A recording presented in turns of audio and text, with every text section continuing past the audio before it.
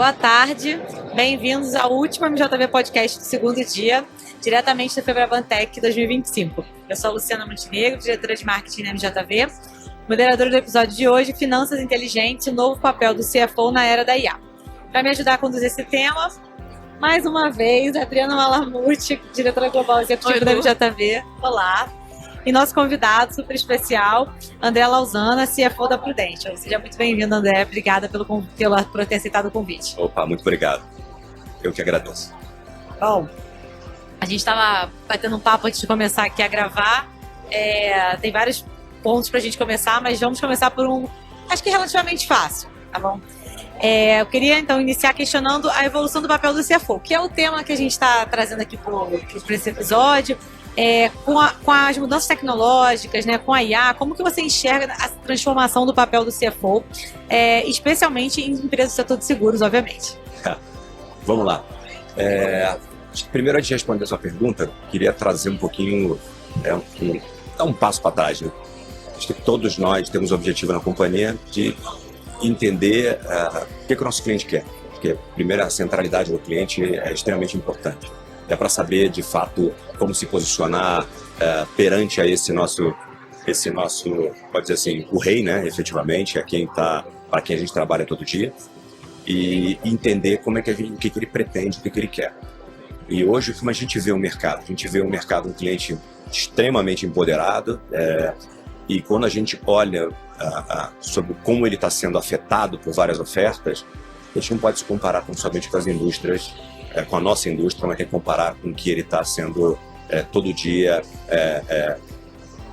impactado. Né? Ou seja, ninguém mais pede um táxi ligando, vai pedir uma comida também ligando, então você tem todas as plataformas para isso, e por que seguro seria diferente? Uma vez entendido isso, aí eu vou falar um pouquinho sobre como nós CFOs, ou como eu tenho me posicionado, quem sou eu para dizer como é que o CFO tem que se posicionar, mas o que ele tem feito, né? Parece que está dando certo, né?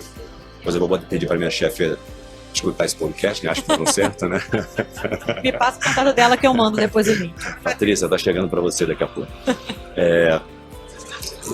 Eu acho que a gente meio que mescla a nossa habilidade financeira com uma visão estratégica, uma visão de negócio. Isso para mim passa a ser inseparável e compreender isso ajuda bastante a atender essa centralidade no cliente. Então, não é só proteger a companhia do ponto de vista financeiro, do ponto de vista de risco, mas entender se a direção do negócio está sendo seguida, se a gente tem a correta alocação de capital para que isso possa vir a ser feito, se a gestão de risco é isso, para a seguradora é extremamente importante, se a gestão de risco está sendo bem cuidada, ou seja, sair de uma visão de comando-controle, por uma visão de influência, participar da estratégia, participar da construção.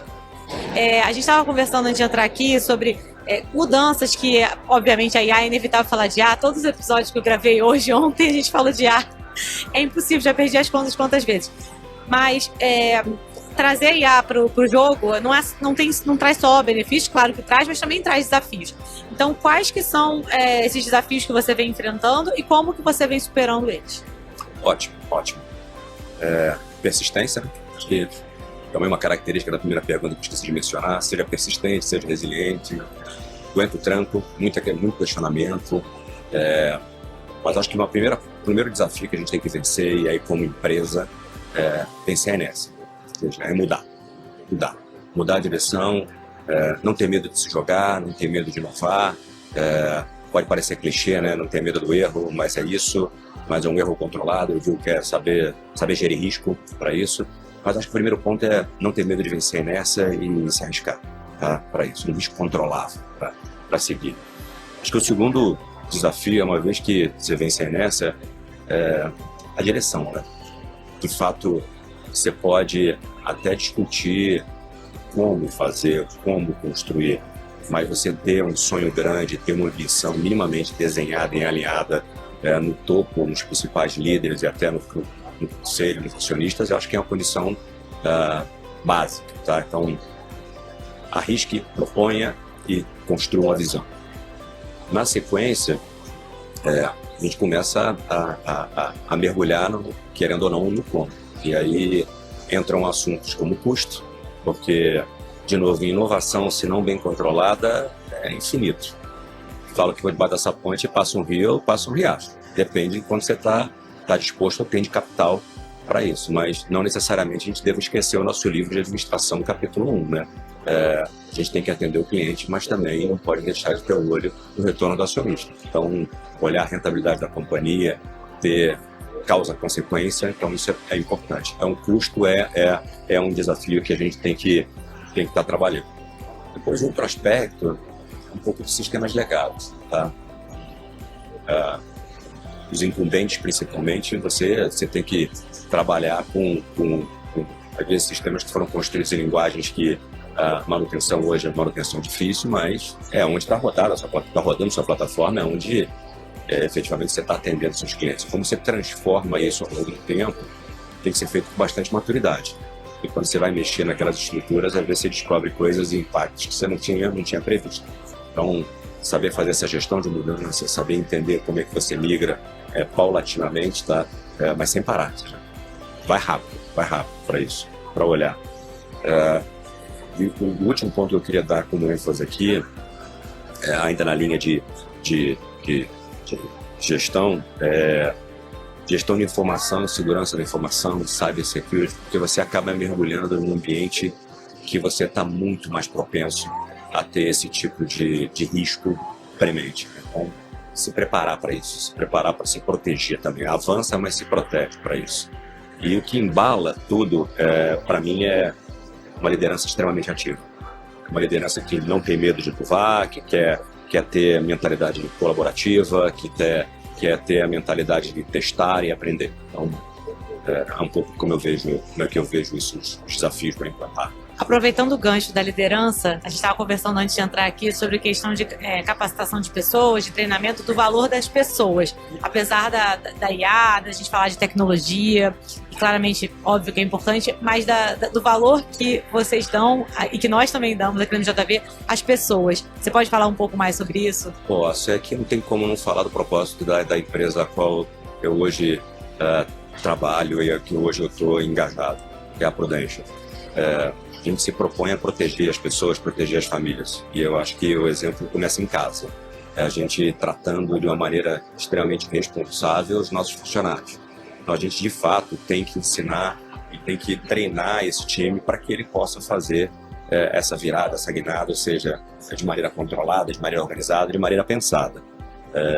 E aí a Adriana está até aqui, né? Então a Adriana, junto aí com a BJV, ajudou a gente a fazer a segunda edição do nosso Hackathon. Fantástico, e aqui assistindo aqui o podcast a gente tem alguns funcionários nossos e um dos campeões que estão aqui, pessoal, vieram assistir. Parabéns aí pelo resultado do Hackathon também. E uns foram premiados aqui que querem ganhar agora a competição e vocês da MJV organizaram. Isso também são pequenas ações como essa que você desperta esse mindset de inovação, essa vontade de criar, de vencer a inércia, não ter medo de arriscar. E, de novo, dá a mão para as pessoas, tá? Então, de um lado a gente protege os nossos clientes, do lado a gente tem uma responsabilidade sobre eles e também tem uma responsabilidade sobre os nossos times de ter uma capacitação e de preparar para que eles nos ajudem nessa jornada de atendimento aí para tudo. E, por último, não menos importante, eu acho que é o nosso corretor franqueado. Eu acho que é aquele que, de fato, está levando o nosso produto e, por que não, colocar ele aqui nessa equação também, porque ele é o nosso ponta de lança, é ele que está ali na ponta com o cliente, a gente também tem que preparar ele, capacitar ele para esse mundo novo, para tudo isso que está acontecendo. A gente já se conhece há bastante tempo, né? E, vai entregar a idade agora. Não, sem idade. Mas eu queria que o André dividisse um pouquinho, assim, dada a experiência profissional dele, quais são os grandes aprendizados e acertos ao longo dessa jornada e, de certa forma, o que faria diferente? Nossa. Olha, em algum dado momento, dá um passo para trás aqui. Hoje eu não consigo me dizer se eu gosto mais de finanças, eu gosto mais de negócios, se eu gosto mais de negócio e finanças. Acho que é uma coisa meio... Então, em alguns momentos do passado, eu cometi alguns erros que eu acho que eu deixei um lado falar mais alto que o outro e atrapalhar um pouquinho o meu processo decisório. Então, acho que a gente tem que andar par e passo para isso. Então, em algum dado momento, o seu modelo econométrico pode não funcionar. Então, desapega do amor à planilha, acredita nas premissas, na visão estratégica e se arrisca um pouco. E do outro lado também não dá para se apaixonar tão somente no negócio, porque tem um acionista cobrando um custo de capital. Então, posso dizer, Adriano, em algum dado momento eu exagerei, seja em algumas funções que eu estava na ponta ou outras funções que eu estava no comercial. Eu acho que eu dei uma errada nessa ponderação e atrasei um pouquinho essa velocidade de implantação. E por último, não vou dizer erro, mas que talvez eu intensificasse investir mais tempo com as pessoas. Eu investiria tá mais próximo, entendeu? Eu não consigo ver hoje uma liderança muito distante. Eu não consigo ver layers para isso. E a melhor coisa, depois que você vive o campo, tá no campo é muito gostoso. Tá liderando é legal, bacana, mas tá ali no front. Então, talvez eu tivesse investido um pouco mais de tempo em estar ali na ponta, ouvindo o cliente, ou ouvindo está sendo feito. Acho que talvez eu corrigisse algumas rotas mais rápido. E aí, nesse equilíbrio de negócio financeiro, eu poderia ter acertado um pouquinho mais, tá? Não sei se isso é um erro grave, né? Mas posso dizer. Mas eu quero os acertos também, né? Tá. Ela tá te testando Mas aqui. é difícil falar bem da gente mesmo, né? Ela tá te testando aqui no ao vivo. Você vê. Aí, chefe, vamos lá, olha lá, ela fazendo aí a propaganda pra mim de novo. Eu acho que eu rodei algumas áreas, tá? Eu acabei migrando de finanças para negócio, de negócio para marketing, depois voltei para finanças, depois combinei os dois. E com o tempo, acho que a paternidade também ajudou a aflorar cada vez mais o lado humano. Hoje eu tenho 3 joias, são os meus 3 filhos que me ensinaram bastante coisa. A primeira é que você não manda e não controla nada. Se prepara para influenciar. Eles me ensinaram bastante também, estou nessa linha. E aí eu acho que algumas das decisões das empresas que eu passei agora, na Potential, com o espaço que eu estou tendo, com a liberdade que eu estou tendo, com o time maravilhoso que está tendo lá, acho que eu estou conseguindo provocar a criação desse mindset de inovação. Inovação com responsabilidade. Então, eu acho que se eu puder puxar um pouquinho de sardinha aqui para o lado, acho que essa experiência pretérita tem ajudado bastante agora na construção. E a gente entrar tratando assuntos que você está aqui. Quantos podcasts você fez hoje? 4? Hoje é o 7º. 7, né? Ontem foram 9. É o 7. Amanhã tem mais. Na mesma linha de não se apegar e não se apaixonar pela planilha, a gente também não precisa se apaixonar com todas as ferramentas que nos apresentam, né? Tem que ter um pouquinho de responsabilidade sobre o que se tem. Então, acho que essa maturidade, ter passado e vivenciado isso, me ajuda a separar o joio do trigo em algumas decisões aí, sem perder a pegada comercial, sem perder a pegada de inovação, mas no final do dia, como é que a conta fecha? Como é que se faz negócio? Como é que a gente dá retorno para os investimentos que a gente está fazendo? Eu queria aproveitar, assim, a gente já fez variações dessa pergunta para pessoas de outro perfil, mas nenhum CFO. E eu acho que talvez a resposta seja diferente. A gente está voltando à história da IA. É claro que a IA influencia em muitas questões, ela traz muitos benefícios e ela é muito positiva para a questão da experiência do cliente, né? Então eu queria que você falasse um pouco sobre como que a IA pode contribuir para a experiência do cliente, mas numa perspectiva de assim, a conta tem que fechar. Porque eu sei que, dependendo para quem você pergunte, não necessariamente a pessoa vai pensar nisso, né? Então, se puder responder um pouco sobre isso. Bacana.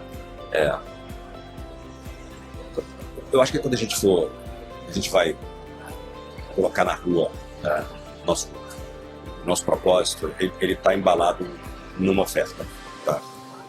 E para mim é a combinação de preço, de produto, de serviço e de experiência. São coisas também que, quando bem construída e harmonizada, você consegue atender a hiperpersonalização do cliente. Então é aquele cliente que quer ter um concierge, que ele não se incomoda em pagar um preço premium para ter um serviço também da mesma categoria, ou aquele que valoriza mais a proteção em si, não quer muito serviço, ele quer que caiba no bolso dele. Então, eu acho que, se eu puder dizer, a hiperpersonalização apoiada nesse alicerce de visão de oferta e não visão de preço, visão de produto, cada um desses pilares associados. A outra é previsão de comportamento. Eu acho que a gente tem hoje informações proprietárias e a gente tem capacidade de coletar dados públicos para construir o que a gente chama a terceira e a quarta fase da Advanced Analytics, que a primeira A terceira fase é a fase de fazer os algoritmos de predição, e para mim o Nirvana é quando você consegue chegar na prescrição. Então, você usar o comportamento, usar essas previsões para construir tendências e, de novo, voltando na oferta, construir ofertas mais assertivas. E a outra como é que você cria touchpoints? Como é que você faz com que aquele seu cliente, bombardeado todo dia de muitas informações, aí vamos lá, desafio nosso, ninguém acorda com vontade de comprar um seguro de vida, né, gente? Acordei aqui e vou comprar um seguro de vida aqui, opa, que vontade hoje. Não, primeiro tem a questão de educação para isso. E eu acho que um desafio que a gente tem todo dia é como é que a gente simplifica essa linguagem, como é que a gente traz na hiperpersonalização a simplificação dessa oferta. E por que não falar, de novo, não dá para gamificar? Hoje, de novo, na linha de aprender com os filhos, o gurizinho de 12 anos ama matemática e gamifica matemática. A escola não passou a não brigar com o videogame, passou a trazer o videogame para a vida dele. Então, de fato, ele exercita matemática de uma maneira muito mais leve do que quando nós estudávamos matemática. Então, acho que, por que não fazer isso com o cliente também? Trazer essa inteligência na personalização, na oferta, na comunicação, gamificação de fato, com programas de relacionamento, com programas de fidelidade, para justamente ponderar na oferta qual é daqueles pilares que ele está valorizando. Se é do preço, ele pode ter desconto. Se é o do serviço, que ele tem acesso a uma determinada cadeia e rol de serviços que ele busque, ou se é a experiência, que o torna único. Aí ele se sente. E a própria valorização desses pilares também pode mudar conforme a etapa da vida. Total. Não é, né, imutável. Total, né? Total. Aí que eu falo, quando eu disse que a gente tem o cliente, que a gente tem os nossos funcionários e que a gente tem os nossos corretores franqueados e parceiros de negócio. Eles é que estão com o radar ligado e essa comunicação fluida, e aí de novo, dando consequência à fala que eu tive de estar no campo, estar próximo, tem que estar conectado. E aí, para estar conectado, tem que estar disponível. E aí, a disponibilidade do CFO não é ele encastelado, é ele estando próximo. Da mesma maneira, assim, quando eu vi muita gente falar assim, eu não gosto de falar com o CFO porque eu não sei fazer conta. Assim, então eu não vou falar com o advogado porque eu não sei escrever. Então não é assim. Então eu acho que a gente tem que estar próximo e a gente tem que usar as habilidades de cada um para compor.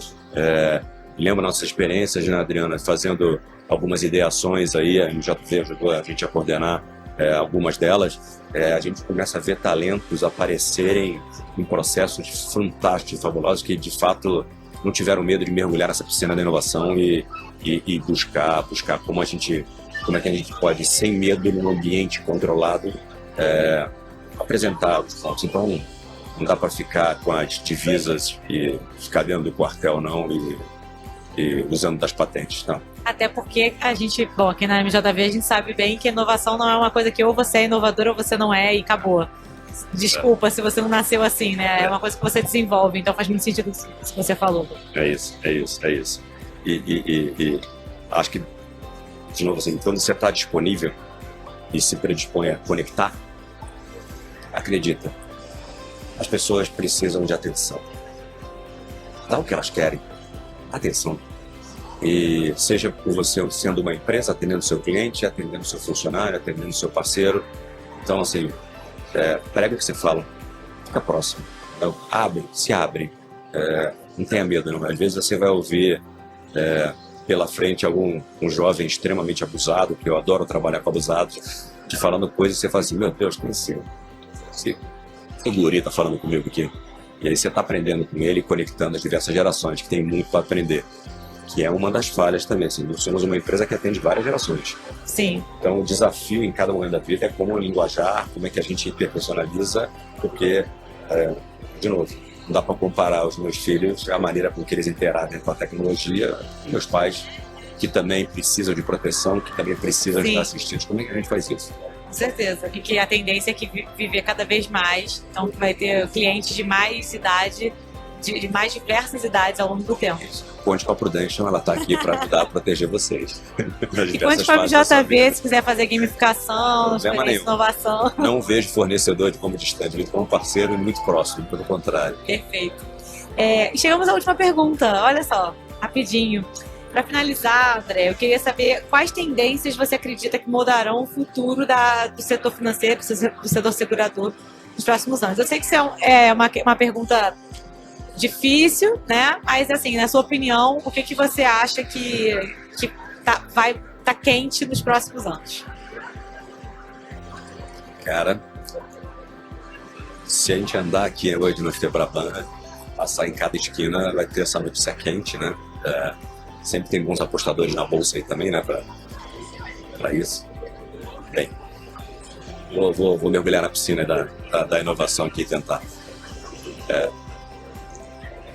Eu vejo cada vez mais a utilização do AI a nosso favor, do ponto de vista de aumentar a previsibilidade, reduzir fraude, aumentar controle, controle não do tipo de comando e controle, mas aumentar o controle para você ter uma melhor rentabilidade. Vejo o autosserviço cada vez mais ganhando espaço e que isso não signifique contato pura e simplesmente com máquina o tempo inteiro, mas é você saber onde entra o humano, onde entra o cliente. Quem acertar isso vai criar valor. A gente acredita muito nisso. Uma das coisas que a gente valoriza bastante é essa relação que o nosso corretor franqueado tem com os nossos clientes, essa proximidade.